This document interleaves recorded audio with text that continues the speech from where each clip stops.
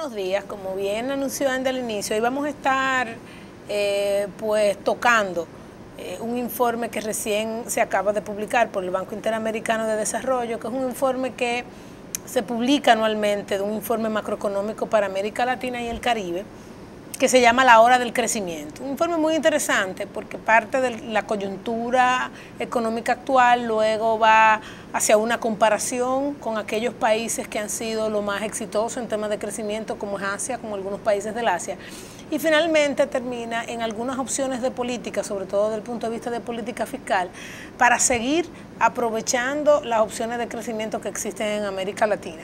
En términos generales, lo que vamos a ver en este informe, yo creo que es algo que nosotros de alguna manera u otra hemos ido tocando en el tiempo, pero es un informe muy interesante por toda la comparativa que hace y que la plasma desde la coyuntura y la perspectiva actual.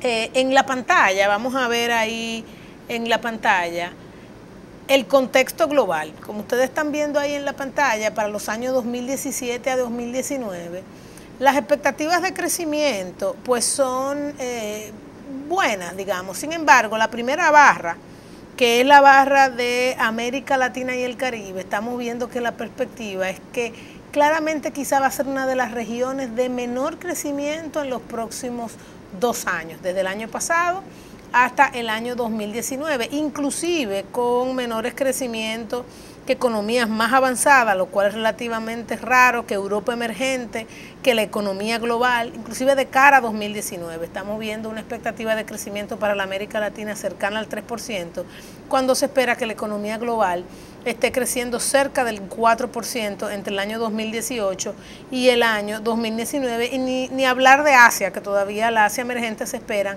grandes tasas de crecimiento importantes. Entonces, luego de pasar de ser hace 5 años más o menos de las regiones de mayor crecimiento, sobre todo por la inversión en minería, por el incremento de esos precios de commodities que nos impactaban favorablemente, estamos viendo que en perspectiva, digamos, somos una de las ciudades o de las regiones que tienen menor perspectiva de crecimiento, y eso tiene un impacto sobre la inversión extranjera. De hecho, en este próximo slide van a ver una tabla donde qué se espera en los próximos 2 años, cómo se espera que la situación de Estados Unidos impacte a las diferentes regiones. Ahí vemos que está América Latina y el Caribe como primera, y de hecho luego lo desglosan y dicen, bueno, el cono sur, región andina, excepto Brasil, región andina, América Central y el Caribe, Brasil y México. Interesantísimo, porque se ven impactos muy diferenciados del quehacer, digamos, de lo que se espera que pase con Estados Unidos en diferentes aspectos y el impacto que va a tener sobre cada una de las regiones. Por ejemplo,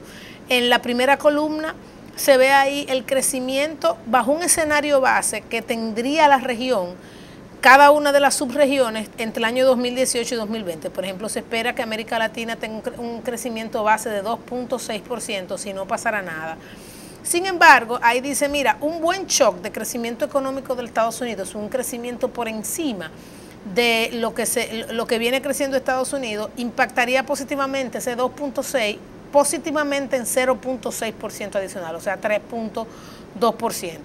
Sin embargo, se espera que en la región como un todo, el shock de precios de los activos financieros, el incremento que podrían tener las tasas de interés, tenga un impacto negativo en 0.2%, y el shock comercial, que ellos definen como shock comercial, el tema de toda esta situación que existe entre Estados Unidos y los problemas que hay de la guerra comercial, en un menos 0.7%, con un impacto agregado de 0.3% por debajo de lo que se esperaría si no pasara nada. Pero los impactos son muy diferentes dependiendo de la subregión. Por ejemplo, en el caso de América Central y el Caribe, que es donde nosotros estamos ubicados, que es la cuarta línea que ustedes ven ahí, esa América Central, en un escenario base se esperaría que pues creciera alrededor del 3%, con un impacto positivo del crecimiento de los Estados Unidos solamente de 0.2%. O sea, es dentro de todas las regiones la que el crecimiento de Estados Unidos le da menos duro. Claramente, regiones como México, el crecimiento de Estados Unidos le da bastante fuerte y es la que quizá impacta la región como un todo más fuerte. Y lo mismo que el cono sur sin Brasil, que también tiene un impacto positivo. Luego, el shock de las tasas de interés a la región de América Central y Caribe también es la que le da menos duro. De hecho, México y también el Cono Sur son las más afectadas por esta situación. Y el shock comercial a la región andina per se es la que le da más fuerte, y a México. A México se ve que eso le quitaría casi un 1.3% de crecimiento a México, mientras que en América Central y el Caribe es menos 0.1. Eso quiere decir que todos esos choques juntos, cuando a la mayor parte de la región se espera un impacto neto negativo por la guerra comercial y por el tema de las tasas de interés, en la región de Centroamérica es prácticamente cero. Y eso es ciertamente porque son de las regiones que tienen los mercados de valores menos desarrollados, donde obviamente el pass-through el tema de las tasas de interés es menos fuerte. También en tema de comercio, a pesar de que tiene una fuerte vinculación con los Estados Unidos, no es una vinculación tan fuerte, digamos, como la que está en México o como la que tienen otros países andinos de la región. Y por ende, es quizá la región que se va a ver menos afectada por esos temas. Y esos son temas interesantes en los próximos años que se tienen que tomar en cuenta. De hecho, un objetivo del informe es, ante esta situación, cuáles son las opciones de política que tienen estos países, Andy, para reducir el impacto de esta situación, específicamente de la región, ya como América completa, y de la situación que tiene Estados Unidos. De hecho, en el próximo slide, como lo vas a ver ahí, en el próximo slide, se ve cuál ha sido la tasa de crecimiento real per cápita de América Latina y el Caribe en los últimos años, desde los años 60.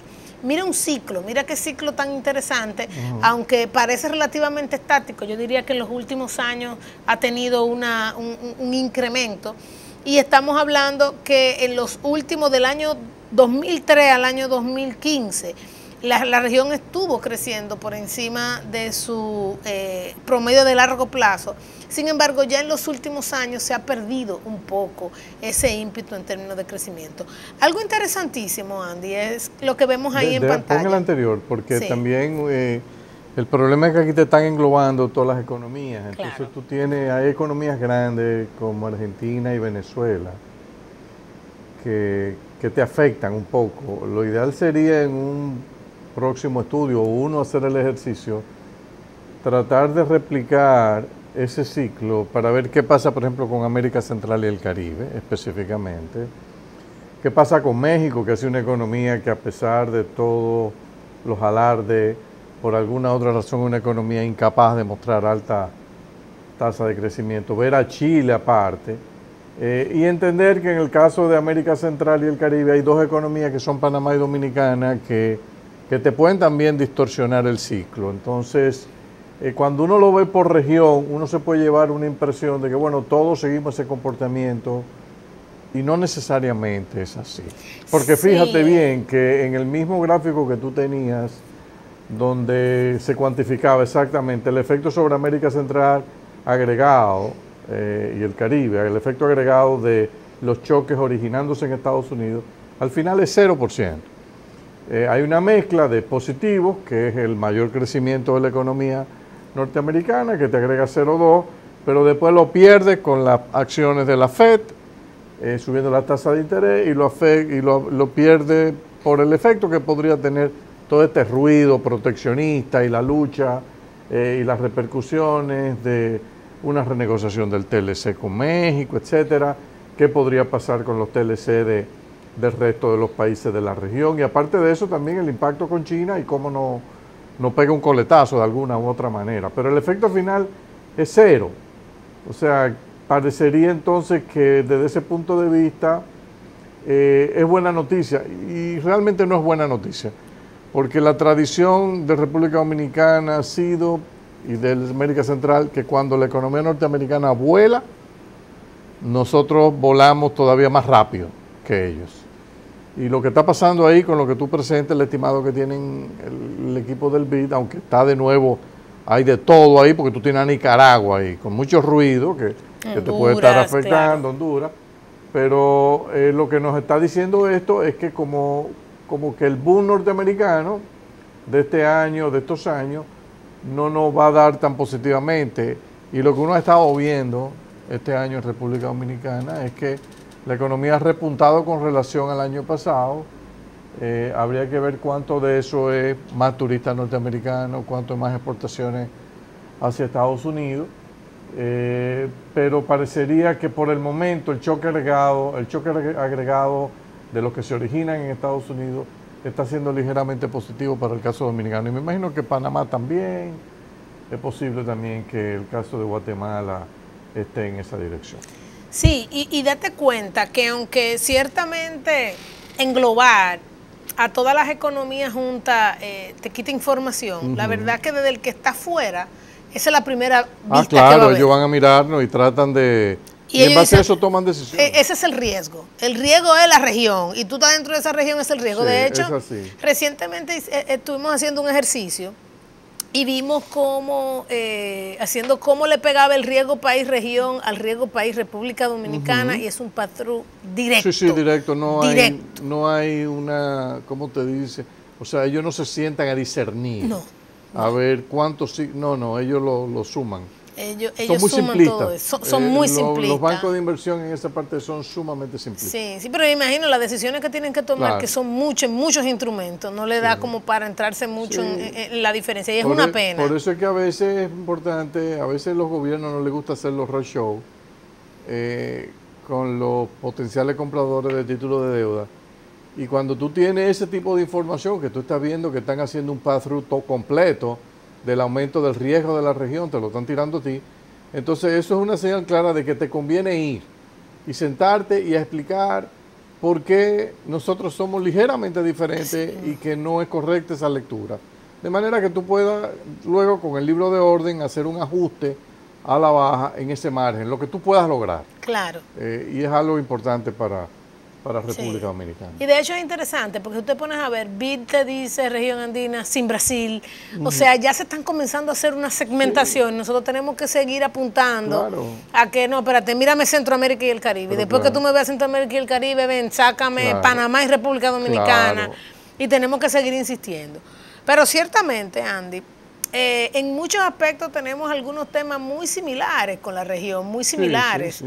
De hecho, en la gráfica que van a ver ahora en pantalla, esto es entre el año 60 y 2017, mira qué interesante, el share, que con respecto al ingreso real per cápita de Estados Unidos, cómo era el ingreso real de cada una de esas regiones de ahí. Entonces tú veías con respecto al ingreso real per cápita, mientras en los años 60 las economías avanzadas tenían un promedio de 59% de ese ingreso de Estados Unidos, ya en el 2017 era un 82%. O sea que se ha ido convergiendo. Así mismo.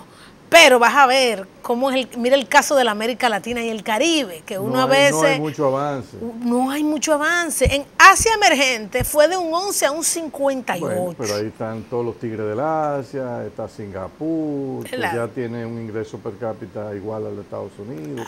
Así mismo. El resto del mundo de 29 a 44 y solamente estos países de África han bajado. Y luego América Latina y el Caribe, que ha tenido un aumento relativamente bajo. Ahora la pregunta es ¿por qué? Mira qué interesante, nosotros en economía utilizamos, cuando hacemos los análisis de crecimiento económico, regularmente decimos, bueno, por el crecimiento de una economía, que en el fondo es la capacidad de producir que tiene esa economía y cómo ha crecido en el tiempo, bueno, está explicado por temas como la inversión, ¿verdad? El stock de capital que hay disponible para producir, la mano de obra que está ahí, las habilidades, la educación, y no solamente la educación, las habilidades per se, que no es lo mismo que educación. Y un indicador que utilizamos mucho, que es el que se llama Total Factor Productivity, la productividad total de los factores, que todavía no estamos todos de acuerdo qué es lo que mide, ¿verdad?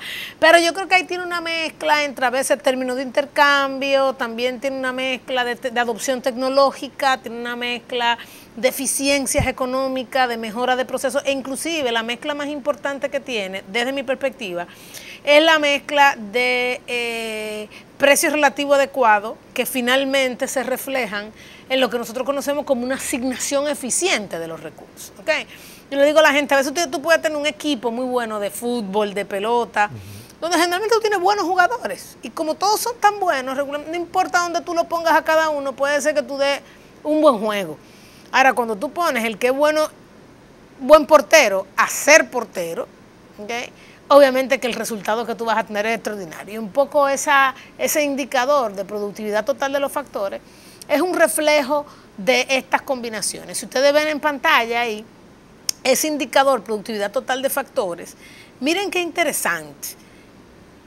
Cómo en Asia emergente ha sido un factor muy importante. Estamos hablando de un 1% del crecimiento, lo he estado explicando este factor. Mientras que en América Latina este factor le ha quitado crecimiento a la economía. Eso es un mensaje muy poderoso y muy preocupante, Andy. Porque lo que nosotros estamos diciendo es que en este periodo, en los últimos, todo el análisis ha sido casi desde los años 60 a la fecha, que se hace en este documento, nos está diciendo, mira, Asia está invirtiendo como nosotros lo vamos a ver. De hecho, cuando nosotros vemos en esta gráfica, que tú ves ahí, esa gráfica es el capital, el total de capital de una economía con respecto a su producción. Si nosotros vemos ahí, el que estaba en los años 60 más bajo era Asia, y hoy es la línea que sobresale y la que está más alta, es la que más acumulación de stock, o sea, el que más ha incrementado su stock de capital, la que ha acumulado más inversión en el tiempo, y obviamente eso se va a reflejar en los altos crecimientos que vimos. Luego le sigue el resto del mundo que ha ido ahí, y América Latina, que estaba más o menos igual que hace unos años. De hecho, pues ha tenido una mejora en el stock de capital, pero todavía le queda por debajo al resto de los países y a Asia. Entonces, claramente que el capital, el stock de capital es importante, pero también es muy importante el tema de la productividad total de los factores. 20 años con un 1% que te agrega anualmente la productividad total de los factores, Andy, es una diferencia importante en pobreza y en ingreso disponible de la población, en términos generales, y en creación de riqueza, que ha sido uno de los grandes éxitos de estas economías asiáticas. Sí. Entonces, cuando te dicen, mira, la América Latina, la productividad total de los factores le ha quitado crecimiento económico. Entonces aquí el mensaje es, bueno, pero parece que entonces la alocación de factores de la América Latina se ha empeorado en el tiempo. ¿No? Y ver cómo las mismas políticas públicas han ido induciendo una localización del capital, quizás hacia sectores o áreas que no son los que están llamados a darte el gran empujón, el gran brinco. Entonces eso implica repensar todo el modelo, porque cuando tú ves las diferencias entre Asia y los países de la región del Caribe, América Central, lo que ven el resto de América Latina, es chocante, es realmente aberrante, que tú dices, pero ¿cómo es posible? Bueno, quizás ellos han seguido políticas más cercanas a señales de mercado, sin que eso quiere decir que los gobiernos allá en el pasado no intervinieron tratando de seleccionar potential winners, pero en los países de la región quizá hemos dado una serie de incentivos generalizados, sectoriales, que resultan ser contraproducentes. A mí me gustaría ver, por ejemplo, la economía de la región que más ha seguido señales de mercado, si uno fuese a seleccionar una, es Chile. Claro. Entonces sería bueno sacar a Chile del paquete ahí y tratar de ver hasta qué punto Chile y quizá en segundo lugar Perú, cómo han ido acercándose o convergiendo a esos cambios en el total factor productivity que uno ve en los países del sudeste asiático. Sí, así es. De hecho, un poquito más adelante en el estudio y luego que regresemos de la pausa, vamos a ver esas diferencias, cómo Chile sobresale en algunos indicadores y que ciertamente hay una gran oportunidad para repensar en los países cómo lo estamos haciendo y cómo acercarnos un poquito más a lo que Asia ha realizado. Nos vemos en un momentito.